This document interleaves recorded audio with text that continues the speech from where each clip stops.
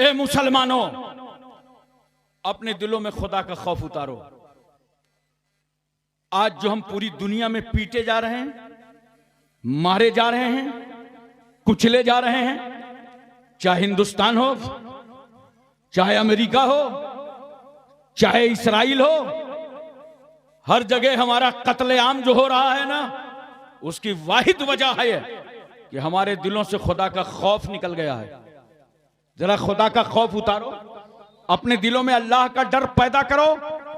याद रखना, अगर आज भी भारत के 25 करोड़ मुसलमानों के दिलों में खौफे खुदा उतर जाए तो तुम्हारी हैसियत सिर्फ वोट देने की नहीं होगी, इस मुल्क की कयादत करने की होगी।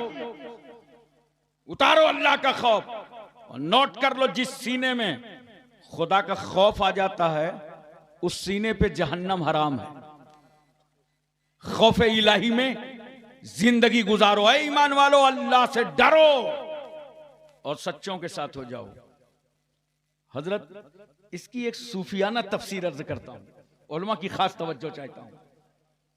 बोलो, आपको मेरी बातें समझ में आ रही हैं? जहन में बातें उतर रही हैं? सुभान अल्लाह।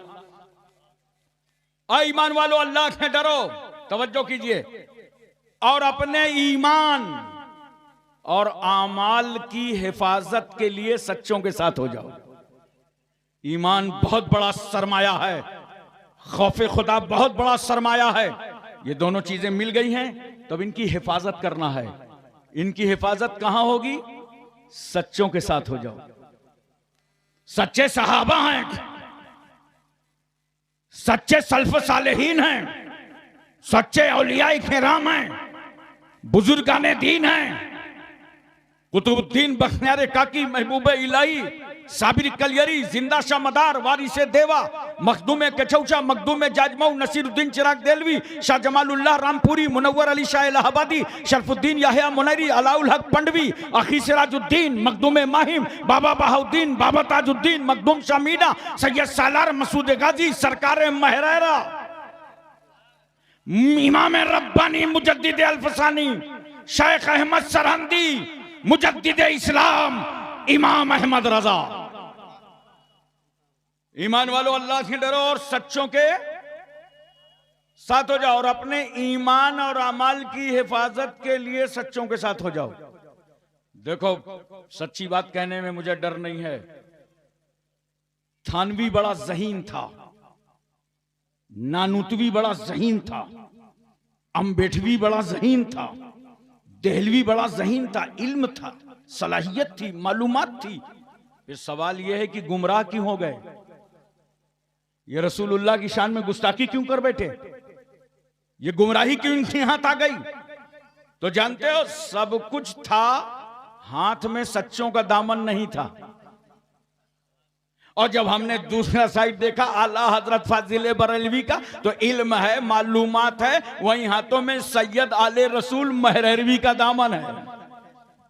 ऐ ईमान वालों, अल्लाह से डरो और अपने ईमान और अमाल की हिफाजत के लिए सच्चों के साथ हो जाओ। दूसरी सूफियाना तफसीर सुनिए। ऐ ईमान वालों, अल्लाह से डरो और अल्लाह का डर तलाश करने के लिए सच्चों के साथ हो जाओ। खुदा का खौफ तुमको मिलेगा कहां? दिल्ली की पार्लियामेंट में, कलकत्ता की असेंबली हाउस में, जंतर मंतर पे, राहों चौराहों में नहीं। खुदा का खौफ तुम्हें गौसे आजम के आस्ताने में मिलेगा, ख्वाजा गरीब नवाज की चौखट पे मिलेगा। ईमान वालों, अल्लाह से डरो और अल्लाह का डर तलाश करने के लिए सच्चों के साथ हो। दोस्तों और बुजुर्गों, इन बुजुर्गों से लगे रहो। मज़ारों में जाते हो ना, बोलो थोड़ा हूं हाँ करो। हजरत शेख अलाउल हक पंडवी रहमतुल्लाह अलैह की बारगाह हाजिरी देने जाते हो? अखी सिराजुद्दीन के आस्ताने पे जाते हो? बोलो अजमेर भी गए होगे? अच्छा, बाज लोगों को तरीका नहीं मालूम हाजिरी देने का। गए हाजिरी देने और वहां जाकर के मजार पे सीधे पैर दबाने लगे, मजार ही को दाबने लगते हैं। लगता है कि बहुत पक्का वफादार मुरीद आया है। और हजरत थके हुए हैं, आज पूरी थकावट खत्म कर देगा। सुनो, जलसों में आया करो तो दीन सीख के जाया करो। ये जाहिलाना रस्में हैं, जाके मजारों को दबाना ये जाहिलों का तरीका है। अहले सुन्नत वल जमात का तरीका यह नहीं है। जब किसी मजार पे हाजिरी देने जाओ तो पैतियाने से जाया करो। बोलो सुभान अल्लाह। साहिबे मजार को सलाम करो और 10 हाथ दूर खड़े होके फातिहा पढ़ो। अगर उस वली से जिंदगी में मुलाकात रही है तो जितने करीब होके मिले हो उतने करीब से फातिहा पढ़ो। अगर मुलाकात नहीं रही तो 10 हाथ दूर खड़े हो जाओ और फातिहा पढ़ो। उस अल्लाह वाले के वसीले से खुदा से मांगो और जाके मजार को दबाया ना करो, बल्कि कान खोल के सुन लो। जब अपने घर से निकला करो ना तो अपने माँ के पैर दबा के निकला करो, बाप के सर पर तेल डाल करके निकला करो, माँ बाप को राजी करके निकला करो। जब तुम वली के आस्थाने पर जाओगे और दुआ के लिए हाथ उठाओगे तो अल्लाह तुम्हारी दुआ को आगोश रहमत में ले लेगा। क्यों? इसलिए कि ये वो बंदा है जिससे उसकी माँ भी राजी है, बाप भी राजी है। अब तो अल्लाह का वली भी राजी हो गया, रसूलुल्लाह भी राजी हो गए, अल्लाह भी राजी हो गया। एक बात और सुनो मोहब्बत के साथ, आदाबे कुबूर में है कि जब फातिहा पढ़ो, चाहे माँ बाप की कब्रों में, चाहे बुजुर्गों की कब्रों में, तो अपनी पीठ काबे की तरफ कर लो। बोलो सुभान अल्लाह। समझ में आया? पीठ जोर से बोलो, काबे की तरफ। अच्छा, जब नमाज पढ़ते हो तो मुंह काबे की तरफ। और यहां मैं आपको क्या बता रहा हूं, जब फातिहा पढ़ो तो पीठ काबे की तरफ। बता दो दुनिया को कहां हैं वो लोग जो हमें कब्र पुज्जा कहते हैं, हमें बिदती कहते हैं। अरे नादान, हमारा तरीका फातिहा देख, हमारी पीठ काबे की तरफ है। तरीका फातिहा बता रहा है कि हम वली की इबादत के लिए नहीं आए, बल्कि अल्लाह वाले की जियारत के लिए आए। नमाज और है, नियाज और है। मजारों पे जाते क्यों हो? ये फातिहा तो घर से पढ़ सकते थे ना, लेकिन नहीं, मजार पे इसलिए जाते हो कि जहां पे अल्लाह का वली होता है वहां से अल्लाह की रहमत करीब होती है। जरा बोलो, तेजी से बोलो सुभान अल्लाह। वहां से अल्लाह की रहमत करीब होती है, तो चलो वहां चल के मांगे जहां से अल्लाह की रहमत करीब है। और देखो कैसा सिस्टम है, हिंदुस्तान के हर आस्थाने पे चले जाओ, जहां जहां मजार है वहां वहां मस्जिद का मीनार है। दिल वहां झुकाओ, सर यहां झुकाओ। मोहतरम सामीन किराम, अल्लाह वालों से ताल्लुकात बनाए रहो, पहचान बनाए रहो, बहकाने में ना आना, पहचान बनाए रहो, बड़ा काम आएगा। एक आदमी रोड में दुकान खोले बैठा है, आप वहां से निकले, आपने कहा अब्दुल्ला भाई अस्सलाम वालेकुम। बड़ा घमंडी था, आपकी तरफ देखा भी नहीं, झटके में वालेकुम अस्सलाम। दूसरे दिन फिर निकले आप, अब्दुल्ला भाई सलाम वालेकुम, फिर मारा झटका, वालेकुम सलाम, आपका चेहरा भी नहीं देखा। तीसरे दिन आप निकले, आपने कहा अस्सलाम वालेकुम, उसने वालेकुम अस्सलाम करके यूं चेहरा देखा, कौन है यार, 3 दिन से बराबर सलाम कर रहा। चौथे दिन जब आप सलाम करेंगे ना तो रोक के पूछेगा, भाई ठहरो, खैरियत है? अब सलाम करते करते वो पहचान गया। बोलो बोलो, सलाम करते करते वो पहचान गया। इन वलियों से पहचान बनाए रहो, वलियों के यहां आते जाते रहो। कल अगर अपने गुनाहों की वजह से, अपने पाप की वजह से तू फंस गया और जहन्नम में डाल दिया गया, सदा काट रहा था जहन्नम में, कि वहां से निकल गए गौसे आजम, नजर आ गए ख्वाजा गरीब नवाज। इन बुजुर्गों ने देखा, कहा पहचान पुरानी है, ये तो हाजिरी देने आता था, अल्लाह की बारगाह में सिफारिश कर दिया। इन वलियों से पहचान बनाओ। बड़ी प्यारी बात मुझे याद आ गई, मिशकात शरीफ की हदीस का मफहूम है, तवज्जो कीजिए जरा सा। कोई अंचल पंचल किताब का वाकया नहीं है, बनी इसराइल का वाकया है, जिसके बारे में अल्लाह ताला फरमाता है बनी इसराइल के वाकयात याद करो, उनसे इबरतें हासिल करो। बनी इसराइल में एक शख्स ऐसा था जिसने 99 लोगों का कत्ल किया था। कितने का? जोर से बोलो। 99 लोगों का मर्डर किया था। मगर इतना कत्ल करने के बाद उसके दिल में ख्याल आया, खौफे खुदा जागा कि अल्लाह तौफीक दे दे तो मैं तौबा कर लूं। बोलो मोहब्बत से सुभान अल्लाह। अब वो तौबा करना चाहता था, ढूंढ रहा था कोई दरवाजा की तौबा कर लूं। इतने में एक साहब से मुलाकात हो गई, उनसे पूरा वाकया बताया कि 99 लोगों को कत्ल कर दिया है, मैं तौबा करना चाहता हूं, कोई रास्ता है? इन्होंने कहा क्या है यार, 99 लोगों को कत्ल करने के बाद तौबा की बात करते हो, जाओ तुम्हारी तौबा वबा खुदा नहीं कबूल करेगा। मेरा ख्याल है इंडियन होता तो कहता 900 चूहे खाने के बाद बिल्ली चली है हज को, ऐसा कहां चलेगा? तो उसने देखा 99 में तो तौबा कबूल होगी नहीं, तो संचिरी रह क्यों जाए, उसका भी कत्ल कर दिया। रिकॉर्ड बना दिया, 100 लोगों का कातिल हो गया वो, 100 लोग काट के रख दिया। उसके बाद थोड़े दिनों के बाद फिर दिल में ख्याल आया कि अगर अल्लाह तौफीक दे देता तो मैं तौबा कर लेता।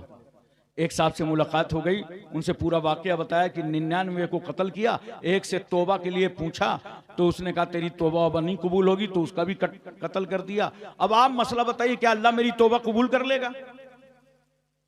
ये बड़ा चालाक था। मसल मशहूर है ना, नीम मौलवी खतरा ईमान, नीम हकीम खतरा जान। वो आधा था। उसने कहा भाई सुनो, ये बहुत बड़ा मसला हमसे पूछ रहे हो, हम छोटे मोटे आदमी हैं, बता ना पाएंगे। देखो सामने एक गांव है, वहां चले जाओ, वहां कुछ अल्लाह के वली रहते हैं। अरे बोलो बोलो सुभान अल्लाह बोलो। अल्लाह वाले रहते हैं, सालेहीन रहते हैं, वहां चले जाओ, वो तुम्हें तौबा का तरीका बताएंगे। ये इंसान चल पड़ा, कहां गया? अल्लाह के वलियों से मिलने गया। बोलो सुभान अल्लाह। अल्लाह वालों से मिलने गया और चलते चलते रास्ते में उसकी रूह निकल गई, इंतकाल हो गया, वो मर गया। जैसे ही इंतकाल हुआ तो अजाब के फरिश्ते आ गए कि 100 आदमियों का कातिल है, इसको हम ले जाएंगे। वहीं देखो तो रहमत के फरिश्ते चले आ रहे हैं और कह रहे हैं नहीं, ये अल्लाह के वलियों से मिलने जा रहा था, इसे हम ले जाएंगे। अल्लाह अकबर। अल्लाह ने फरमाया फरिश्तों जमीन नाप लो, अगर ये कातिल अपने घर के करीब हो तो इसे अजाब के फरिश्ते ले जाएं, और अगर ये मेरे वलियों से करीब हो तो इसे रहमत के फरिश्ते ले जाएं। जमीन नापी गई और अल्लाह ने हुक्म दे दिया जमीन को समट जाने का। तो जब जमीन की नपाई हुई तो एक बालिश्त ये अल्लाह के वलियों से करीब था। बोलो मोहब्बत से सुभान अल्लाह। इसलिए मैं अर्ज करता हूं, वलियों से मिलते रहो, पहचान बनाए रहो, जाते रहो। आज सैयदना गौसे आजम की कॉन्फ्रेंस में बैठे हो, सिर्फ यहां करामतें सुनने नहीं आए हो, गौसे आजम का किरदार अपनाओ, अपनी जिंदगी को बदलो, अपनी जिंदगी में तब्दीलियां लाओ और सुन लो, आला औलाद की परवरिश पर माँ बाप का बहुत बड़ा असर होता है। माँ बाप को भी ख्याल करना चाहिए। आज हमारी कुछ बेटियां व्हाट्सएप, फेसबुक, इंस्टाग्राम के जरिए से गुमराह हो रही हैं और वो काफिरों से शादियां कर रही हैं। बोलो, रोजमर्रा ये मसाइल आ रहे हैं और बाद में होता क्या है, धक्के देख करके वो छोड़ देते हैं। न खुदा ही मिला न वेसाले सनम। जवान बेटियों में ये बातें पैदा हो रही हैं। मैं अर्ज करना चाहता हूं मां बाप से कि जहां इन बेटियों का कसूर है वहीं मां बाप का कसूर है। मां बाप का कसूर यह है कि इन बेटियों का रिश्ता और निकाह, जब निकाह की उम्र हो जाए तो फौरन इनकी शादी कर दो, ताखीर मत करो इनकी शादियों में। और बिला जरूरत इन बेटियों के हाथों में मोबाइल मत दो। बोलो, बिला जरूरत मोबाइल इनके हाथों में मत दो। जरूरत पूरी हो जाए मोबाइल छीन लो। मोबाइल के जरिए से कितना झूठ चल रहा है, समाज में कितना पाप बोला जा रहा है। आपको किसी ने मोबाइल मिलाया, अब मिलना नहीं चाहते हो, फोन उठाया, कहां बताओ, अभी तो मैं किशनगंज में हूं, था शाहपुर में, बता रहा है किशनगंज में। घंटी बजी, देखा मतलब का फोन नहीं, बच्चे से कहा उठाओ, बहुत देर से दिमाग चट रहा है, बता दो कि पापा चार्जिंग में लगा के चले गए हैं। बच्चे ने उठाया, कहा अंकल हाँ बेटा, पापा कह रहे हैं बहुत देर से दिमाग चट रहा है, इसको बता दो कि पापा चार्जिंग में लगा के चले गए हैं। बच्चे कब झूठ बोलते हैं? मैं आपसे पूछना चाहता हूं, आपको बताना चाहता हूं, मोहब्बत के साथ लड़की हो या लड़का, बिला जरूरत उसके हाथ में मोबाइल मत दो। बोलो, पूरी तवज्जो है ना? ज़हन हाजिर है? माँ बाप का किरदार बहुत बड़ा होता है। ऐसे ही गौसे आजम इतनी अजमतों पे नजर नहीं आए, ऐसा ही बड़े पीर इतनी बुलंदियों पे नहीं पहुंचे। सुनो, गौसे आजम के वालिदे गिरामी हैं हजरत अबू साले मूसा जंगी, इबादत कर रहे हैं दरिया के किनारे। तवज्जो से बोल दो सुभान अल्लाह, जरा दिल लगा के बोलो सुभान अल्लाह। दरिया के किनारे इबादत कर रहे हैं। इबादत करते करते भूख लग गई, बड़ा एहसास हुआ खाने के लिए, तो दरिया पर नजर पड़ी तो क्या देखा कि एक सेब बह रहा है। हाथ बढ़ाया, सेब उठा लिया, उसके दो टुकड़े किए और आपने सेब को नोश फरमा लिया। सेब तो खा लिया, लेकिन अब बेचैनी बढ़ गई, ये सेब का मालिक कौन है? अभी तो मैंने न कीमत अदा की और न मालिक से इजाजत लिया, ये है कौन? अब दरिया में बहते सेब का मालिक कैसे मिलेगा? मगर कुर्बान जाओ हजरत अबू साले मूसा जंगी पर, वो दरिया के किनारे किनारे चल दिए। अब एक पल उन्हें अच्छा नहीं लग रहा, बेकरारी और बेचैनी बढ़ती जा रही है। उन्होंने फैसला कर लिया कि दरिया के किनारे कोई सेब का बाग होगा, वहीं से टूट के गिरा होगा, चलो चलते हैं, सफर करते हैं। करते करते पहुंचे तो एक सेब का बाग दरिया के किनारे मिल गया। बोल दो प्यार से सुभान अल्लाह, दिल लगा के बोलो सुभान अल्लाह। जब उस बाग के अंदर आप तशरीफ ले गए तो क्या देखा कि एक बुजुर्ग उस बाग में टहल रहे थे। सलाम पेश किया, ये कौन है? ये हजरत अब्दुल्ला सौमई हैं। जाकर के सलाम पेश किया, मुलाकात की। अब्दुल्ला सौमई ने पूछा, शहजादे कैसे आना हुआ? का कुछ नहीं, बात इतनी सी है, बगैर इजाजत के मैंने एक बहता हुआ सेब खा लिया था और मैं तलाश में निकला था कि इसका मालिक कौन है। दरिया के किनारे आपका बाग है, आप ही मालिक हैं, मैं उसकी कीमत देने आया हूं। आप बताइए उस सेब की कीमत क्या है? बताओ मुसलमानों, मैं तुमसे पूछना चाहता हूं, पड़ोसी के कितने केले अकेले खा गए? बोलो, कितनी दुकानों की मिठाइयां बिला वजह चख लेते हो? एक हाजी जी ने मुझे बयान किया कि मैं मदीने शरीफ पहुंचा, खजूर मार्केट में, तो इंडिया के हाजी जी थे, आदत खराब थी, बहुत सारी खजूरें देखा और जल्दी मारा हाथ। तो उस खजूर के मालिक ने कहा, हाजी हराम हराम हराम। बोला, जब हराम बोला तो मैं तो डर गया, मैंने खजूरें छोड़ दी।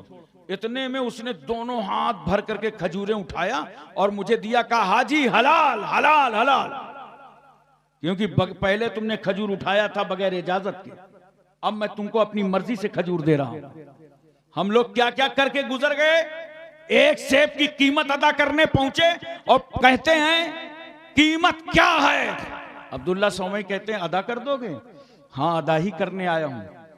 कहा मजदूरी करना पड़ेगा? हाँ, मजदूरी करूंगा। कहा साल भर मजदूरी करना पड़ेगा? कहा साल भर करूंगा। कहा चलो इस बाग की निगरानी करो, देख रेख करो, तब जाकर के एक सेब की कीमत अदा होगी। मुसलमानों, मैं तवज्जो चाहता हूं पूरी, बोलो पूरा ज़हन हाजिर है ना? साल भर तक हजरत अबू साले मूसा जंगी उसकी निगरानी करते रहे, बाग की देखभाल करते रहे। साल पूरा हो गया, अब भी हिम्मत नहीं हारते और ड्यूटी दूसरे साल भी करते रहे। जब 2 साल मुकम्मल हो गए तो हजरत अब्दुल्ला सौमई ने पूछा कि 1 साल तो मुकम्मल हो गया, कहा हजरत पहले ये बता दीजिए कि सेब की कीमत अदा हो गई? अरे बोलो कुछ हूं, हाँ बोलो। सेब की कीमत अदा हो गई? फरमाया हाँ, सेब की कीमत तो 1 साल की ड्यूटी पे अदा हो गई, मगर 1 साल तुमने काम एक्सेट्रा किया है, ओवर टाइम, इसका इनाम मैं तुम्हें देना चाहता हूं। फरमाए वो क्या इनाम है? कहा इसका इनाम ये है कि मेरी एक बेटी है, बोलो सुभान अल्लाह, उसके साथ तुम्हारा निकाह किया जाएगा। हजरत अबू साले मूसा जंगी फरमाते हैं ठीक है। कहा ठीक तो है, मगर सुनो वो बेटी है कैसी, जरा मैं तवज्जो चाहता हूं आपकी, ज़हन हाजिर रखिए, वो बेटी है कैसी? कहा मैंने तो देखा नहीं। कहा सुनो, वो हाथ की लूली है, पैर की लंगड़ी है, आंख की अंधी है, कान की बहरी है, जुबान की गूंगी है। हजरत अबू साले मूसा जंगी कहते हैं ठीक है, मंजूर है, बस इतना बता दीजिए कि ऐसी औरत से निकाह करने के बाद क्या सेब की कीमत अदा हो जाएगी? अल्लाह अकबर। फरमाया हाँ, सेब की कीमत अदा हो जाएगी। अदा हो गई, अब ये इनाम मिल रहा है। निकाह पढ़ा दिया, और निकाह पढ़ाने के बाद फरमाया जाओ, ये कमरा है, ये रूम है, ये बाग है, बाग के मालिक तुम, रूम के मालिक तुम, मैंने बेटी को तुम्हारे निकाह में दे दिया, अब तुम्हें इजाजत है। अबू साले मूसा जंगी जब कमरे के अंदर गए तो वहां लग रहा था दुल्हन नहीं, जन्नत की कोई हूर बैठी है। अल्लाह अकबर। गए, जाकर के सलाम किया, वालेकुमुस्सलाम जुबान से अदा हुआ, हाथ चल रहे हैं, पैर काम कर रहे हैं, निगाहें देख रही हैं। फौरन वापस पलट आए और आकर के कहते हैं अब्दुल्ला सुमई से कि हजरत जो आपने बताया था वो मैंने कमरे में पाया नहीं, और जो पाया है वो आपने बताया नहीं। आपने कहा था हाथ की अंधी है, हाथ की लूली है, पैर की लंगड़ी है, कान की बहरी है, वहां तो सारे आज़ा काम कर रहे हैं। कहा सुनो अबू साले, मैंने सच कहा है और तुमने भी सच देखा है। मैंने कहा था मेरी बेटी हाथ की लूली है। बेटियों गौर से सुन लेना, मेरी माँ बहुत तवज्जो के साथ सुन लेना, बेटियों एक दिन तुम्हें भी माँ बनना है, जरा इस सबक को अपने जहन पर रखना।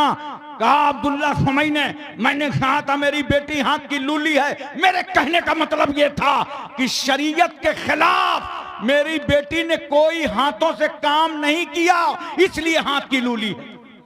मैंने कहा था पैरों की लंगड़ी है, इसलिए वो शरीयत के खिलाफ इन पैरों से कहीं चल करके नहीं गई, तब मैंने कहा था लंगड़ी है। मैंने कहा था जुबान की वो गूंगी है, उसने कभी शरीयत के खिलाफ कोई जुमला नहीं बोला। आंख की बहरी है, कान की बहरी है, उसने फहश बातें कान से कभी नहीं सुना। जुबान की गूंगी है, उसने जुबान से कभी भी फहश कलामी नहीं की। आंख की अंधी है, मैंने इसलिए कहा था, इसलिए कि उसने कभी गैर महरम पर अपनी नजरें नहीं डाली। नारे तकबीर, नारे रिसालत, नारे रिसालत। गौसुल वरा कॉन्फ्रेंस हजरत अल्लामा मौलाना मुफ्ती हाशिम साहब किबला, नारे तकबीर, नारे रिसालत। अब मुसलमानों एक बात बता दो मुझे, इतना पाकीज़ा बाप बोलो जिसका नाम अबू साले मूसा जंगी, और इतनी पाकीज़ा दुल्हन जिसका नाम उम्मुल खैर फातिमा, बोलो बोलो सुभान अल्लाह, प्यार से बोलो सुभान अल्लाह।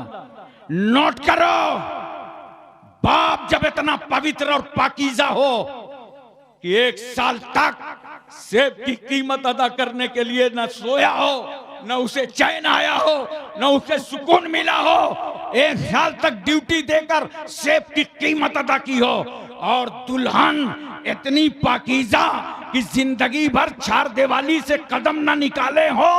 अब जब ऐसा बाप हो, ऐसी माँ हो, तो बेटा गौसे आदम पैदा होता है। अल्लाह अकबर, या रसूल अल्लाह, या रसूल अल्लाह, जिंदाबाद जिंदाबाद, अल्लाह अकबर, या रसूल। बाप के साथ माँ का भी बहुत बड़ा किरदार होता है। मेरी बेटियों और बहनों सुनो, ये समझ के जलसे में ना आया करो कि मेले में जा रहे हैं, ठेले में जा रहे हैं, खरीदारी करने जा रहे हैं। सुन लो, अपने कान खोल करके सुन लो। जब माँ जाहिदा हो, बाप जाहिद हो, तो बेटा वक्त का इमाम पैदा होता है। जब मां खातूने जन्नत हो, बाप मौला अली हो, तो बेटे हसन और हुसैन पैदा होते हैं। जब मां हाजरा हो, बाप इस्माइल हो, बाप इब्राहिम हो, तो बेटा इस्माइल पैदा होता है। लाओ इनकलाब अपनी जिंदगियों में, अपने को बदलो, वरना आज हो क्या रहा है। आज ये हमारा नौजवान शराब में लगा हुआ है, जुआ में लगा हुआ है, अय्याशियों में लगे हो, आवारा गर्दी में लगे हो। कहते हो घर में रहमत नहीं नाजिल हो रही। तुमको मालूम है एक घर में कितने मोबाइल चलते हैं? कम से कम 4-4, 5-5 एक घर में मोबाइल होते हैं। तुम तो अपने रूम पे सो गए, तुम्हारा जवान बेटा रात भर कैसी गलत फिल्में देख रहा है, तुम्हें क्या मालूम। और फिर बता रहे हो रहमत के फरिश्ते नहीं आ रहे। अरे ये बंद करो सब गुनाहों के दरवाजे, बंद करो सब गुनाहों के रास्ते। नहीं बताओ इंसाफ के साथ, अगर गौसे आजम के सच्चे मानने वाले हो, उनकी कॉन्फ्रेंस में बैठे हो, उनकी मोहब्बत में बैठे हो, तो बताओ क्या कोई मुसलमान शराब पिएगा? अरे बोलो ना यार, कुछ हूं हां करो। नहीं पिएगा ना? बिल्कुल सही कह रहे हो, मुसलमान है तो नहीं पीना चाहिए। मगर आओ, मैं भी तुम्हारा साथ दे दूंगा। चलो ठेके तक, हाथ में बोतल होगी, नाम पूछो मोहम्मद इस्लाम, हाथ में शराब का गिलास, नाम मोहम्मद हसन, मोहम्मद हुसैन। अरे नादान, तेरी गैरतें कहां मर गई? हसन हुसैन नाम रखा और शराब की बोतल तेरे हाथ में। क्या फातिमा का बेटा हसन तुझे याद नहीं है, जिसने जहर पी करके दीन बचाया?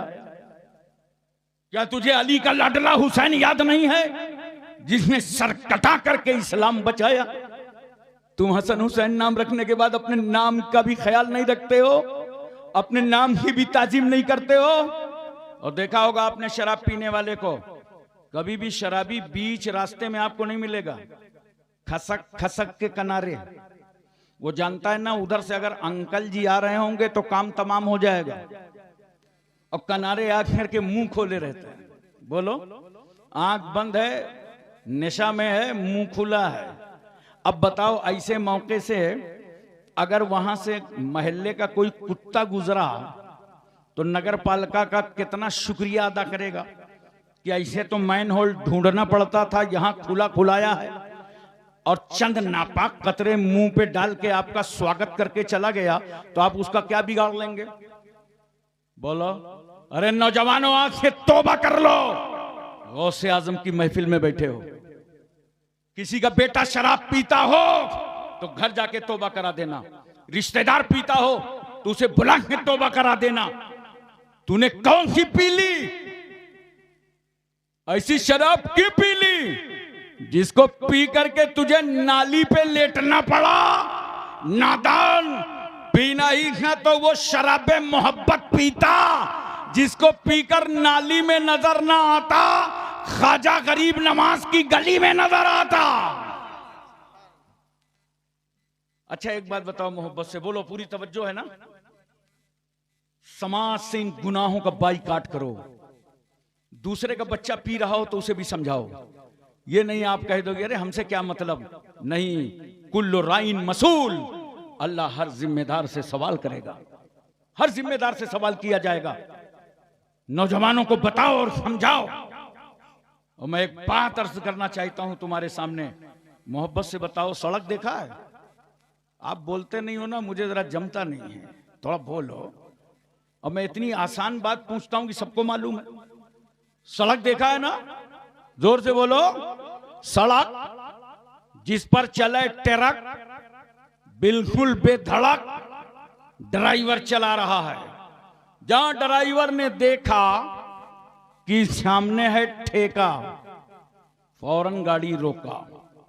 कंडक्टर था लेटा, उसकी पीठ ठोका, बोला उठ बेटा, आ गया ठेका। अब वो एक लाल अंगूछा लेके नीचे उतरता है, इधर शराब की बोतल उधर बोतल, जल्दी से खरीदा, गिलास में डाला, ड्राइवर के पास पहुंचा, बोला गुरु हो जाओ शुरू। ड्राइवर ने कहा अबे भाग, का क्या हुआ, गाड़ी तुमने रोका, पैसे तुमने दिए, शराब तुमने मंगाई, अब भागने की बात करते हो। कहा हाँ, जब मैंने गाड़ी रोका था ना, उस वक्त मोटर मालिक सो रहा था, ये अभी अभी जाग उठा है। मोटर मालिक के सामने शराब मत पीना, वरना दोनों का हिसाब हो जाएगा। शराबी के हाथ में 10 लाख की कोई गाड़ी देने को तैयार ना होगा।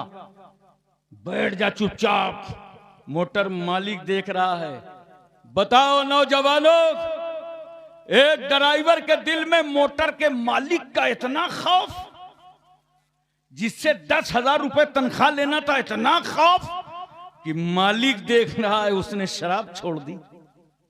बोलो, मगर तुम्हारी गैरतें कहां मर गई कि तुम मां बाप से बचकर, बीवी से हटकर, कमरे में छुपकर, दरवाजे बंद करके, खिड़कियां लॉक करके, राहों में, जंगलों में, अंधेरों में, कमरों में जब शराब पीते हो तो याद रखना, उस काली कोठरी में माँ बाप नहीं देखते, मगर वहां भी तेरा परवरदिगार देखता है। अल्लाह, नारे तकबीर, नारे रिसालत, उलमाए अहले सुन्नत, जश्न गौसुल वरा कॉन्फ्रेंस, नारे तकबीर, नारे रिसालत। बहुत अच्छा, वाह सुभान अल्लाह। तवज्जो कीजिए जरा सा, जहन में है ना पूरी मुकम्मल बातें? बोलो, अल्लाह का खौफ दिलों में उतारो, डरो अल्लाह से।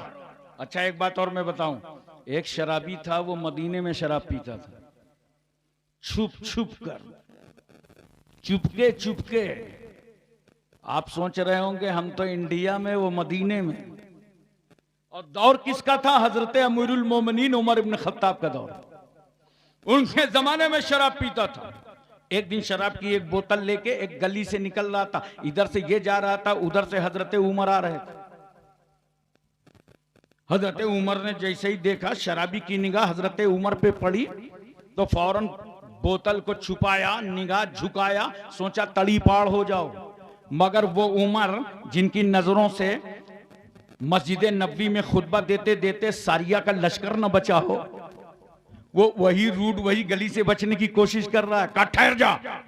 रुक गया शराबी। हजरत उमर फरमाते हैं, ये बगल में क्या है? कहा ये तो दूध है। कहा दूध है तो ढक्कन खोल। अब हाथ को रखे है, मगर ढक्कन खोले कैसे? एक तो चोरी, दूसरे सीना जोरी। वो उमर जो अपने दौर में शराब पीने ना देते हो, आज रंगे हाथ पकड़ेंगे तो छोड़ेंगे कैसे? हजरत उमर फरमाते ढक्कन खोल। शराबी समझ गया, सारे रास्ते बंद हैं, सिर्फ तौबा का दरवाजा खुला है। अरे बोलो सुभान अल्लाह। अब शराबी का वजूद, चेहरा, जिस हजरत उमर के सामने, और दिल झुका दिया उसने खुदा की बारगाह में, रो पड़ा। ए अहकमुल हाकिमीन, रब्बुल अरबाब का ज़िल-हजात मौला, तू हमारा परवरदिगार है। ए अल्लाह, जो मैंने गुनाह किया है सब तुझे मालूम है, जो छुप कर गुनाह किया वो मालूम है, जो खुल के गुनाह किया वो मालूम है, जो मैं बरसरे आम गुनाह करता रहा वो मालूम है, जो काली कोठरी में गुनाह करता रहा वो मालूम है। ए अल्लाह, आज मैं तेरी बारगाह में तौबा करता हूँ, मेरे मौला मेरी तौबा कबूल फरमा ले। रो रहा है, आंसू बह रहे हैं, तड़प रहा है, खुदा की बारगाह में मचल रहा है। हजरत उमर कहते हैं, देर मत कर, ढक्कन खोल। आखिरकार शराबी ने ढक्कन खोल ही दिया। तो सिर्फ शराबी नहीं, हजरत उमर देख रहे हैं, बोतल में शराब नहीं है, उसमें तो ताजा दूध नजर आ रहा है। हजरत उमर जैसे सहाबी, हम जैसे लोग हों तो आसानी से मान जाएं। हजरत फारूक आजम फरमाते हैं, सच बता, वाकया क्या है, मामला क्या है? कहा हजरत, दूध था, दूध है। पहले तो डरा नहीं था जब सफेद झूठ बोल रहा था, अब तो डिग्री ही उसके हक में हो गई थी। हजरत उमर फरमाते हैं, सच बोल। कहा जो माल है सामने है। फारूक आजम का और दबाव बढ़ा, तो शराबी ने सोचा लाओ बता दें, अब तो फैसला मेरे हक में हो ही चुका है। यहीं पे मैं आपकी तवज्जो चाहता हूं। वो बताना चाहता था, जुबान पर जुमले आ गए थे कि बता दूं शराब लेके चला था, मगर अल्लाह ने फारूक आजम को इल्हाम फरमा दिया, उमर बंदे मारा रुसवा मकून। उमर मेरे बंदे को रुसवा मत करो, मेरे बंदे को जलील मत करो। अगर हम जब्बार और कहार हैं, मगर हम ही सत्तारुल उयूब हैं। ऐबों को हम ही छुपाते हैं, गफ्फारुल जुनूब हैं, गुनाहों को हम ही बख्श देते हैं। अगरचे ये शराब लेके चला था, मगर इतना रोया अल्लाह की बारगाह में कि मैंने अपनी रहमत के सदके इस शराब को ताजा दूध से बदल डाला। अब बताओ मुसलमानों, इज्जत चाहते हो दुनिया में? बोलो, अरे बोलो ना यार, इज्जत चाहते हो ना तो नमाज पढ़ो, नमाज की पाबंदी करो, अल्लाह तुम्हें रिस्क से माला माल कर देगा। नमाज पढ़ो, बुराइयों का खात्मा होगा। नमाज पढ़ो, मुश्किलें दूर होंगी। नमाज पढ़ो, तुम्हारे हक में आसानियां होंगी। नमाज पढ़ो, अल्लाह तुम पर मेहरबान होगा। अगर इज्जत चाहते हो तो नमाज पढ़ो। इज्जतों का तौक, इज्जतों का हार तुम्हारे गले पे डाला जाएगा। क्यों? इसलिए कि जो खुदा एक शराबी को जलील नहीं करता, वो मौला किसी नमाजी को कैसे जलील करेगा? हजरात एक बात और बताइए मोहब्बत के साथ। पहले तो मुझे ये बता दीजिए, मेरी बातें समझ में आ रही हैं? अल्हम्दुलिल्लाह मैं मुबल्लिग हूं, मुझे मालूम है कि तबलीग कैसे की जाती है और कैसे पब्लिक तक मैसेज पहुंचाया जाता है। मैं चाहता हूं कि आप तक मुकम्मल गौसे आजम का मैसेज पहुंचा दूं, और अगर गौसे आजम का मैसेज पूरा सुन लोगे ना तो इंशाअल्लाह तुम्हारी नस्ल में कोई बदअकीदा पैदा ना होगा। लेकिन शर्त ये, जरा सुनो, समझ में जाओ। आज हमारे समाज में झूठ कितना चल रहा है? बोलो, बेभाव झूठ। क्या कह रहे हो आप लोग? चैनल देखते हो, टीवी देखते हो, सुनते रहते हो, झूठ बोलो, खूब बोलो, बार बार बोलो, खुद ही बोलता है। बोलो, अरे कुछ तो बोलो, सच तो बोलो कम से कम। झूठ बोलने को थोड़ी मैं कह रहा हूं। कितना झूठ बोला जा रहा है। ये बुजुर्गों के नाम के जलसे क्यों किए जाते हैं? आप सोच रहे हो ये कॉन्फ्रेंस गौसे आजम की तरफ क्यों मंसूब है? इसका मकसद ये होता है कि गौसे आजम की जिंदगी सामने रखी जाए, ताकि अब गौस तो न बन पाओगे, कम से कम गुलामे गौस तो बन जाओगे। देखो जरा सा, गौसे आजम रज़ियल्लाहु ताला अन्हु ने एक सफर किया जिलान से बगदाद का। एक सफर हो रहा था, काफिला जा रहा था। गौसे आजम ने अपनी मां से कहा, एक काफिला जा रहा है हुसूल इल्म के लिए, मैं भी बगदाद जाऊंगा। बोलो सुभान अल्लाह। तो मां ने क्या किया? 40 दिरहम लिया, 40 दीनार लिया और लेकर के बेटे के पैरहन में महफूज कर दिया और कहा ले जाओ, लेकिन बेटे दो बातों का ख्याल रखना। सुनो मुसलमानों, एक अक्ले हलाल और एक सिद्के मकाल। जब खाना तो हलाल खाना, बोलो सुभान अल्लाह, और जब बोलना तो सच बोलना, झूठ न बोलना कभी। हजरत गौसे आजम रज़ियल्लाहु ताला अन्हु रवाना हुए। जानते हो ये वाकया हमारे यूपी में कक्षा 3 में सच्चा बालक करके एक पाठ पढ़ाया जाता था। अब फिरका परस्त गवर्नमेंट ने उस पाठ को निकाल दिया है, और सच्चा बालक से मुराद कौन थे? सैयदना गौसे आजम थे। बोलो मोहब्बत से सुभान अल्लाह। और जब गौसे आजम चले, रास्ते में वो काफिला लुट गया। एक डाकू ने आके गौसे आजम से पूछा, आपने भी कुछ रखा है? तो आपने फरमाया हाँ रखा है। 40 दीनार खोल के दिखा दिए। सारे डाकुओं को बड़ी हैरत हुई और पूछा, अगर आप छुपा लेते तो आपसे तो कोई सवाल भी ना करता। आपने फरमाया, सुनो, जब ये लुटा हुआ काफिला वापस जाता तो मेरी माँ मुझसे सवाल करती, बेटा सबका माल लुट गया, तुम कैसे बचा के लाए? तो मुझे माँ के सामने झूठ बोलना पड़ता, और माँ ने कहा था कभी झूठ ना बोलना, जब खाना तो हलाल खाना, जब बोलना तो सच बोलना। मुझे अपनी माँ को हिसाब देना है, इसलिए मैं माल छुपा ना सका। डाकुओं की आंखों में आंसू आ गए। उनका सरदार रो पड़ा और गौसे आजम के कदमों पे जा करके तौबा करता है। कहता है, जिसे अपनी मां को हिसाब देना है वो झूठ ना बोल सका, और हमें तो परवरदिगारे आलम को हिसाब देना है। सब के सब तौबा कर चुके, और तौबा करने के बाद जितना लूटा हुआ माल था सब वापस कर दिया। अब यहां पे मैं तुम्हें एक बात बताना चाहता हूं, सच बोलने का फायदा क्या हुआ? सारे डाकुओं को तौबा की तौफीक हो गई, और दूसरा फायदा क्या हुआ? लूटा हुआ माल वापस हो गया। इसलिए मुसलमानों, अगर गौसे आजम के नाम पर बैठे हो तो याद रखना, सच्चाई का दामन थामो, झूठ से परहेज करो, हलाल लुकमा खाओ, रिस्क हलाल की तरफ बढ़ो, तब गौसे आजम तुमसे राजी होंगे, तब गौसे आजम तुमसे खुश होंगे। देखो वही बगदाद की जामे मस्जिद में सैयदना गौसे आजम जोहर की नमाज अदा करते हैं और उसके बाद कैलूला फरमाते हैं। आंख बंद हुई गौसे आजम की कि इतने में रसूल आजम आ गए। अरे थोड़ा आप लोग भी तो बोलिए, कम से कम आप लोग तो बोल ही सकते हो। सब थक गए 2 दिन के जलसा करते करते, थोड़ा आगे आ जाओ भाई, थोड़ा बोलो। अच्छा, जलसे वालों को चाहे जितना समझाओ, भैया टाइम से बैठा देना, वक्त कोई मानेगा नहीं, कभी नहीं मानता, जिंदगी में नहीं मानता हम लोगों की बात। हम लोग मर जाएंगे कहते कहते कि टाइम से बैठाया करो कि लोग सुन लें, समझ लें। देखो जरा सा, अब जिसको नींद आ रही है वो अपना इधर उधर दाएं बाएं झांक रहा है। मैं आपको गौसे आजम का पूरा मैसेज और पैगाम दे रहा हूं ताकि आपकी अक्लों में और दिमाग में उतर जाए। तो देखो, मैं अर्ज ये कर रहा था कि रसूल आजम सल्लल्लाहु अलैहि वसल्लम तशरीफ लाए, पूछा अब्दुल कादिर जिलानी ये बताओ तबलीग में सुस्ती क्यों है? कहा या रसूल अल्लाह, ये सब अरबी हैं, मैं अजमी हूं, इनके सामने जुबान कैसे खोलूं? तो अल्लाह के रसूल सल्लल्लाहु अलैहि वसल्लम ने फरमाया, जुबान खोलना चाहते हो तो मुंह खोलो। बोलो सुभान अल्लाह। गौसे आजम ने मुंह खोला तो रसूल आजम ने लुआबे दहन डाला।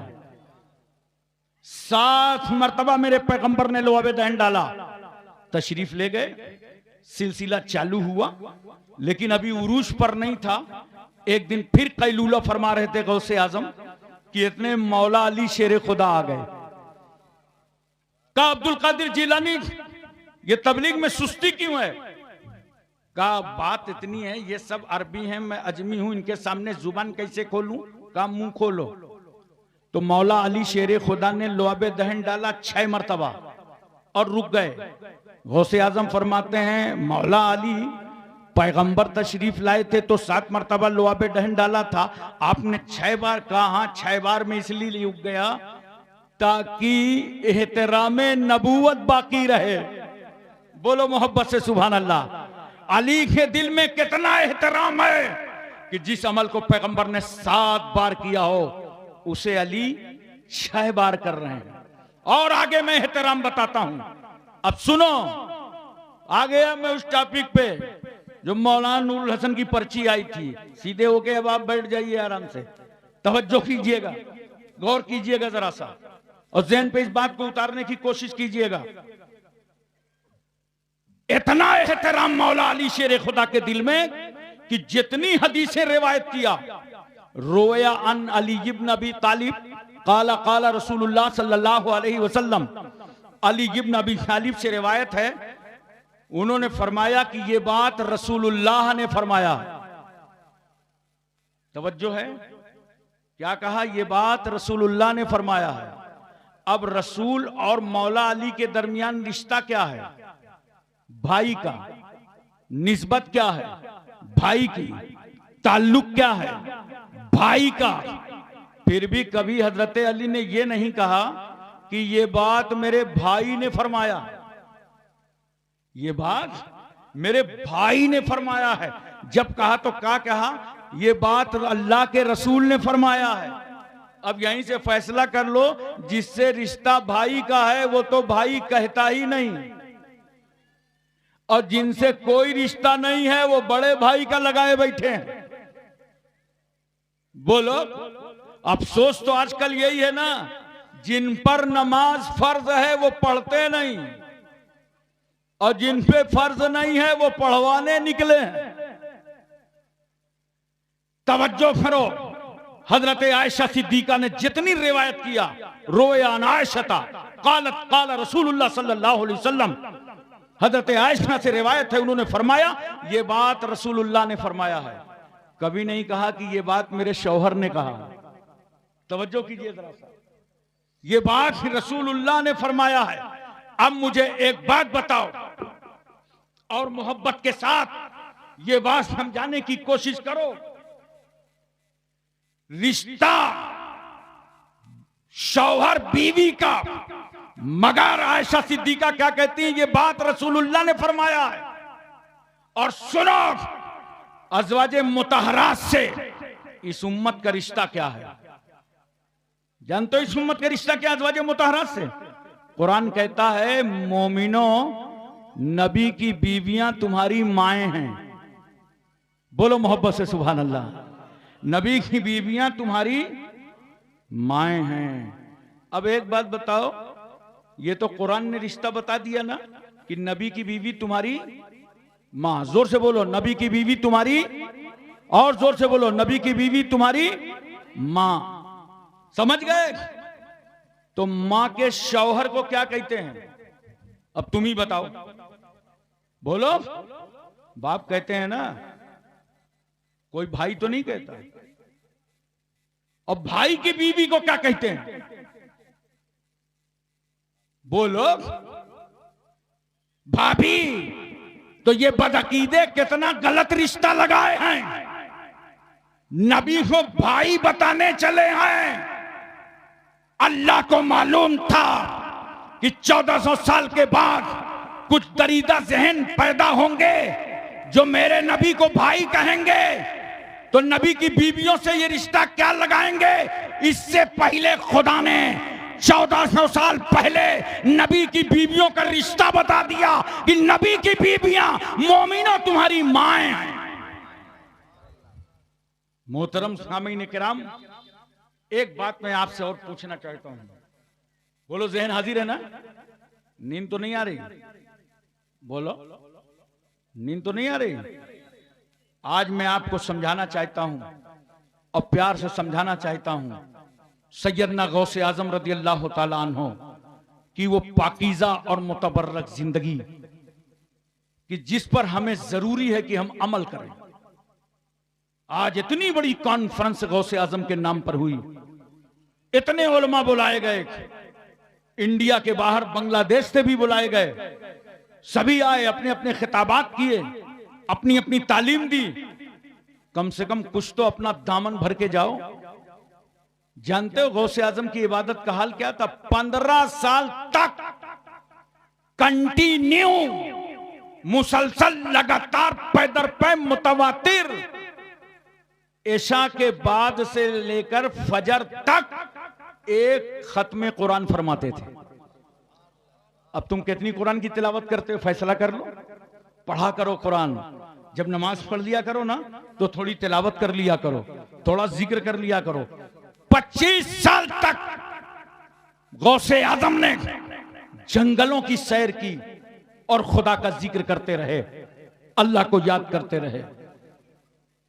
40 साल तक इशा के वजू से फजर की नमाज अदा फरमाया।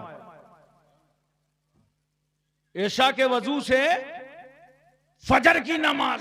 अच्छा, जब मैं पढ़ रहा था सीरत गौसे आजम तो मुझे बड़ी हैरत हुई कि इशा के वजू से फजर की नमाज, और एक दिन नहीं, 40 साल तक, 40 साल तक इशा की नमाज, इशा के वजू से फजर की नमाज। अब यहां पर एक सवाल पैदा होता है, जरा पढ़े लिखे लोग मेरी तरफ तवज्जो करें। मैं उनकी अक्लों को समझना चाहता हूं, उलमा की खास तवज्जो चाहता हूं। तहज्जुद पढ़ने के लिए सोना शर्त है, और सोने से वजू टूट जाता है। तो अब बात समझ में नहीं आ रही थी, क्या 40 साल तक गौसे आजम सोए नहीं? अगर सोए तो यह नहीं समझ में आता कि तहज्जुद नहीं पढ़ा। इतने बड़े वली कामिल जिन्होंने कसरत नवाफिल से खुदा का कुर्ब हासिल किया हो, 40 साल तक वो तहज्जुद छोड़ दें? ये इधर नहीं समझ में आता, वो उधर नहीं समझ में आता। और अगर सोते हैं तो ऐशा के वजू से फजर समझ में नहीं आती। बोलो, क्योंकि सोने से वजू टूट जाता है। ये दिल में मेरे ख्याल था कि इंशाअल्लाह ये बात मैं किसी आलिम से नहीं पूछूंगा, ना अपने उस्ताद से पूछूंगा, लेकिन अगर कोई अल्लाह वाला मिल गया तो उससे जरूर पूछूंगा। बोलो मोहब्बत से सुभान अल्लाह। कोई फकीर मिल गया, दुर्वेश मिल गया, तो ये बात मैं जरूर पूछूंगा। इत्तेफाक ऐसा मेरा कछौछा शरीफ जाना हुआ और मखदूमुल मशाइख हुजूर सरकारे कला रहमतुल्लाह अलैह की बारगाह में मैं हाजिर हुआ। बड़े बड़े अकाबिरीन किराम उलमा अहले सुन्नत वहां बैठे थे। मुफ्ती अब्दुल जलील साहब रहमतुल्लाह अलैह, ख्वाजा मुजफ्फर साहब रहमतुल्लाह अलैह, मुफ्ती मोतीउर रहमान साहब तो अभी बाहयात हैं, ये सारे उलमा बैठे हुए थे। और इतने में मैं भी हजरत की बारगाह में हाजिर हो गया। सलाम दुआ के बाद कहा बैठो, बैठ गया इत्मीनान से। और थोड़ी देर के बाद हजरत क्या फरमाते हैं, जानते हो ये कौन है हजरत सरकारे कला? ये वही हैं जिन्होंने हुजूर मुफ्ती आजम हिंद बरेलवी रहमतुल्लाह अलैह की नमाजे जनाजा पढ़ाया। देखिए माशाल्लाह एक गवाह मिल गया, सुभान अल्लाह। देखिए देखिए, ये बहुत बड़ी बात हो गई, बहुत बड़ी बात हो गई। मुफ्ती अब्दुल गफूर साहब ने सरकारे कला के पीछे खुद नमाजे जनाजा पढ़ा, हुजूर मुफ्ती आजम हिंद। देखिए एक गवाह आपके सामने, तवज्जो कीजिए जरा सा और जहन में इस बात को उतारने की कोशिश कीजिए। ऐसे आलिम दीन, ऐसे बुजुर्ग। तो हजरत की महफिल में तमाम उलमा बैठे थे, हजरत ने हमें बैठा लिया और उसके बाद इरशाद फरमाते हैं, अरे भाई आजकल कुछ लोग मेरे जद्दे करीम सैयदना गौसे आजम की 40 साला नमाज ही में उलझे हुए हैं। अल्लाह अकबर कबीरा। कहा 40 साला नमाज ही में उलझे हुए। मैं समझ गया अब मेरे सवाल का जवाब मिलने जा रहा है, तो मैं और करीब आ गया, और करीब आया। तो हजरत इरशाद फरमाते हैं, सुनो मेरा गौस उस मकामे गौसियत पर फायज था जहां गफलत नहीं तारी होती। मतलब क्या है, गौस पर गफलत नहीं होती, और जब तक गफलत तारी ना हो तब तक वजू नहीं टूटता। अल्लाह अकबर। इसका मतलब गौसे आजम सोते भी थे मगर गाफिल नहीं होते थे, इसलिए उनका वजू नहीं टूटता था। ऐशा के वजू से फजर की नमाज अदा फरमा लेते थे। मोहतरम हज़रात, एक बात और सुनिए, जब इसको मैंने और फिक़ह की किताबों में देखा तो ये मसला और आसानी से समझ में आ गया। वो कैसे? देखो नमाज पढ़ते हो ना, जुमा वाले दिन जुमा पढ़ने जाते हो, बोलो मस्जिदों में। और बहुत सारे अल्लाह वाले तो ऐसे हैं कि इनको नींद मस्जिद ही में आती। जुमा वाले दिन खूब मौज मस्ती से सोते हैं, इधर गिर रहा है, कोई उधर गिर रहा है, कोई आगे गिर रहा है, कोई पीछे गिर रहा है, कोई आंख बंद किया। अबे 20 मिनट का टाइम भी आज इमाम साहब को नहीं दे रहे हो कि कुछ कीमती बातें सुन लो। चारों तरफ गिर रहे हो, पलट रहे हो। जुमा वाले दिन बहुत सोते हैं लोग। क्यों सोते हो? इसलिए कि वहां अकेले पड़ जाते हो। जो साथ में लगा रहता है ना, वो तो मस्जिद के बाहर ही रह जाता है। बोलो तो अब जरा सुकून मिलता है। अल्लाह के घर में तो नींद आ जाती है आपको, अल्लाह का जिक्र सुनने में नींद आ जाती है आपको। अब देखो सोने का तरीका सुन लो। मैं यही कहता हूं कि अगर पूरे जलसे में मेरी एक बात पर भी आपने अमल कर लिया तो जलसा कराने वालों की मेहनत उसूल हो गई। जोर से बोलो सुभान अल्लाह, दिल लगा के बोलो सुभान अल्लाह।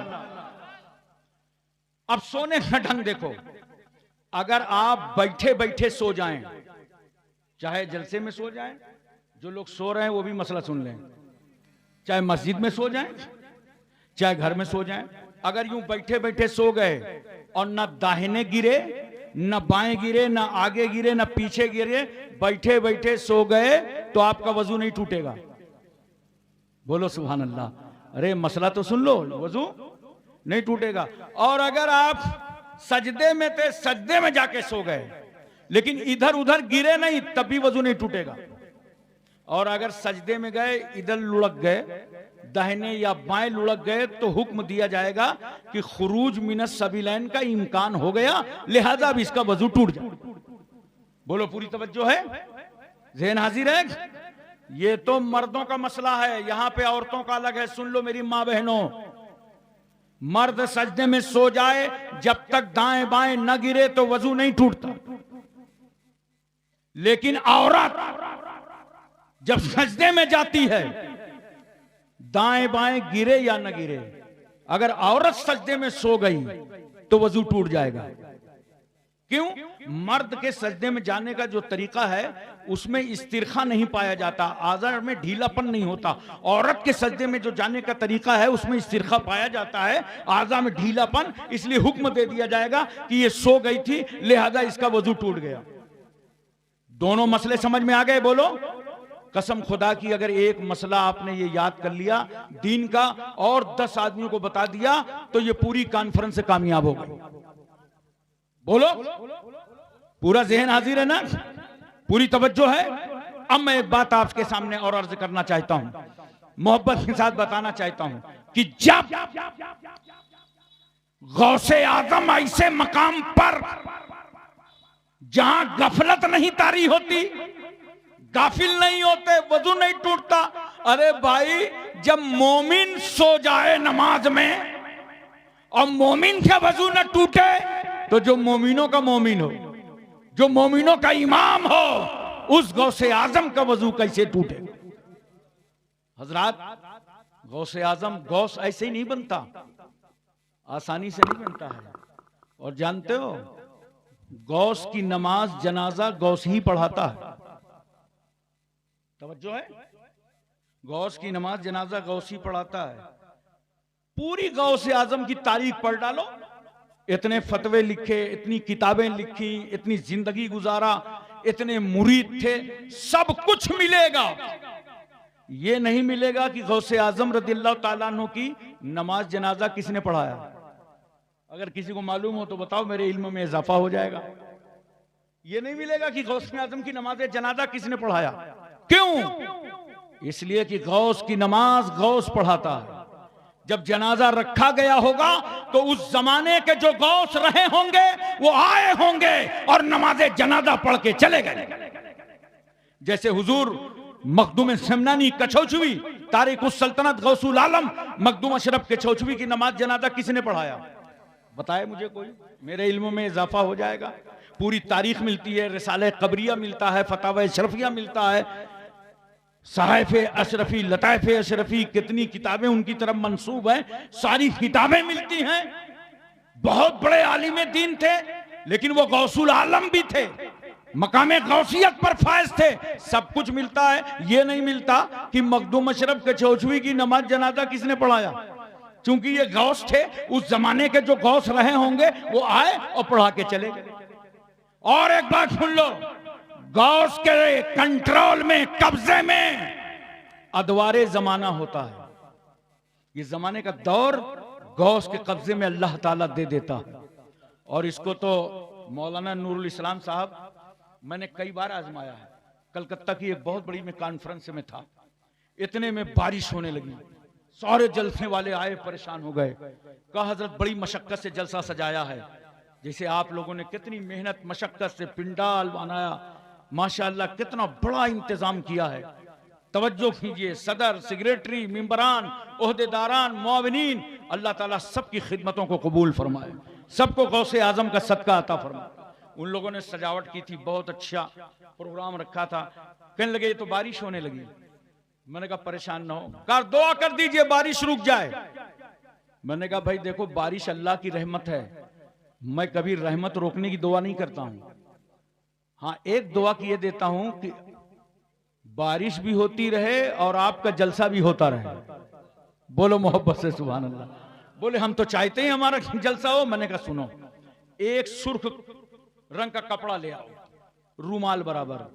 जब ले आए तो मैंने कहा भाई इसमें 11 रुपए लाओ। एक साहब ने 11 रुपए नहीं लाया, उसको लपेट दिया। लपेट के मैंने कहा ऊंचे मकाम पे रख दो।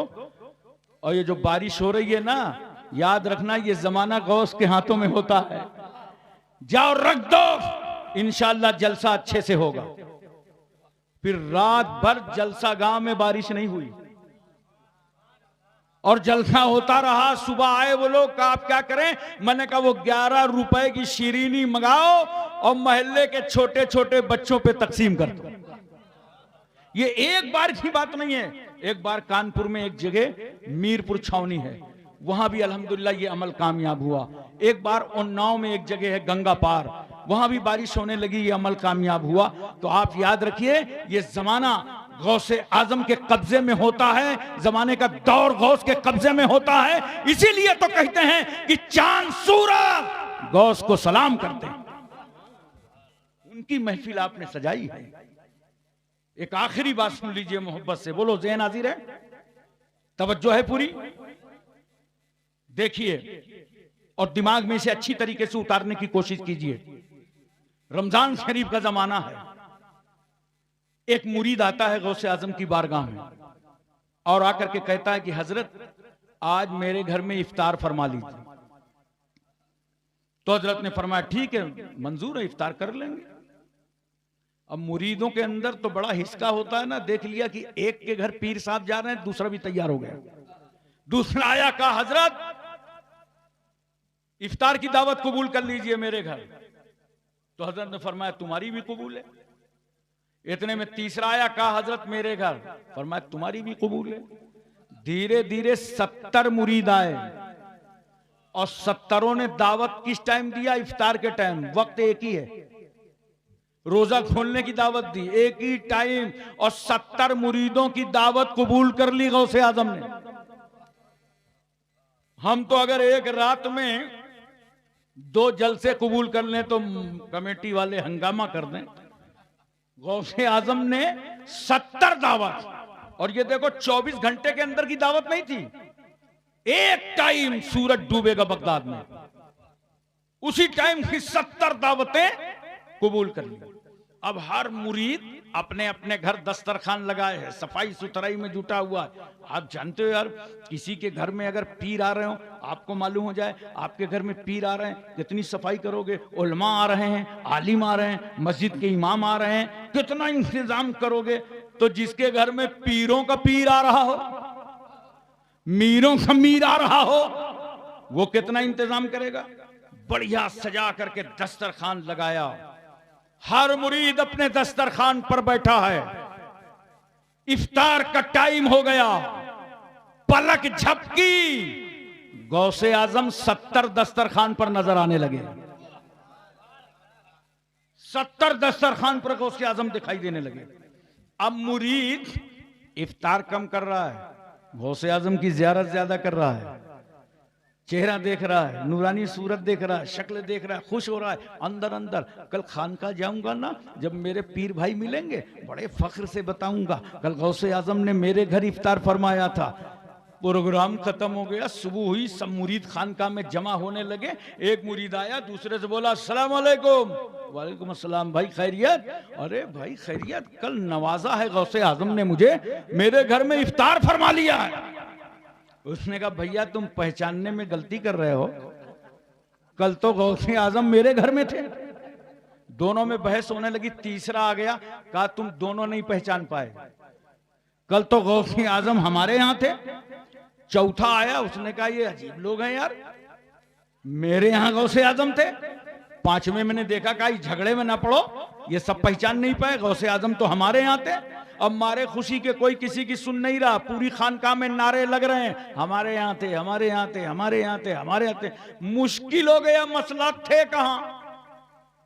आखिरकार लोगों ने कहा भाई ऐसा है, चलो अहले मदरसा से पूछें कि कल इफ्तार के टाइम जब गौसे आजम गए थे तो बता के गए होंगे ना, किसके घर इफ्तार करने जा रहा हूं। जिसका घर बताएंगे उसी को मान लिया जाएगा।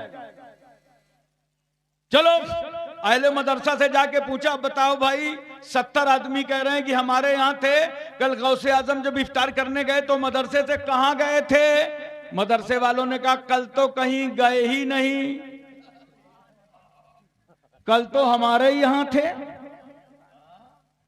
मैं आपसे पूछना चाहता हूं, एक गौस 70 दस्तरखान पे नजर आ रहा है, कहां है वो लोग जो नबी के इल्म गैब पर उंगली उठाते हैं, नबी को हाजिर और नाजिर मानने के लिए मुंह का ज्योग्राफिया बदल जाता है।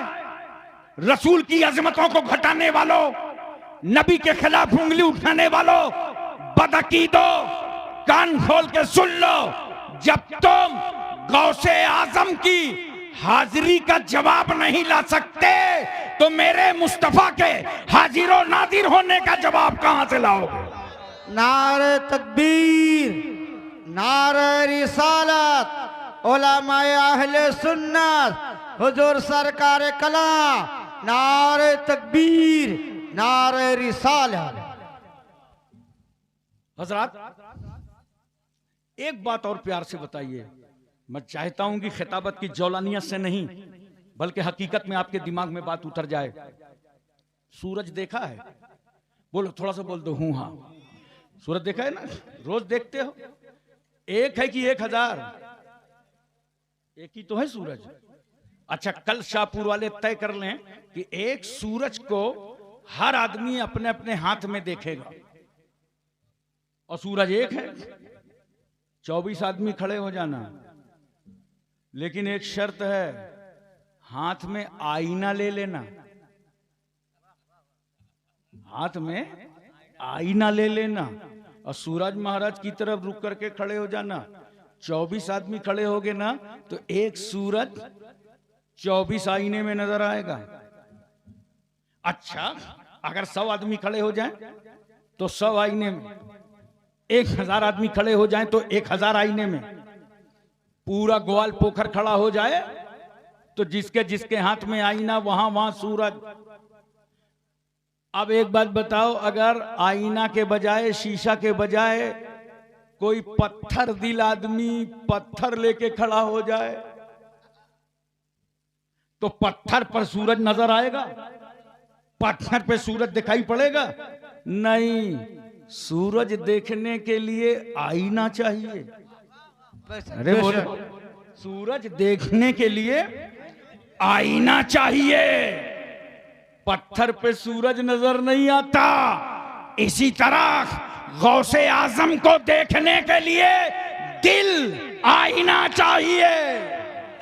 नारे तकबीर, नारे तकबीर, नारे रिसालत, मसलके आला हजरत, गौस का दामन, गौस का दामन, नारे तकबीर। वाह वाह वाह, क्या बात है। तवज्जो कीजिए जरा सा, दिल आईना चाहिए। पत्थर दिल पे गौसे आजम नजर नहीं आते। दिल है पत्थर, ढूंढ रहा है गौसे आजम को। अरे दिल को पहले आईना बनाओ। इसीलिए तो मैं कहता हूं, वो सीना सीना नहीं है जो नबी की मोहब्बत का मदीना ना हो। नबी की मोहब्बत का मदीना बनाओ। इसलिए तो हम कहते हैं, नजदियों, बदअकीदों, वहाबियों, रसूलुल्लाह के गुस्ताखों, तुम्हारे पास इतनी गोलियां नहीं हैं जितने सुन्नियों के पास सीने हैं। सुभान अल्लाह, सुभान अल्लाह। हमें जीने में वो मजा नहीं आता जो मदीने वाले के नाम पर मर जाने में आता है।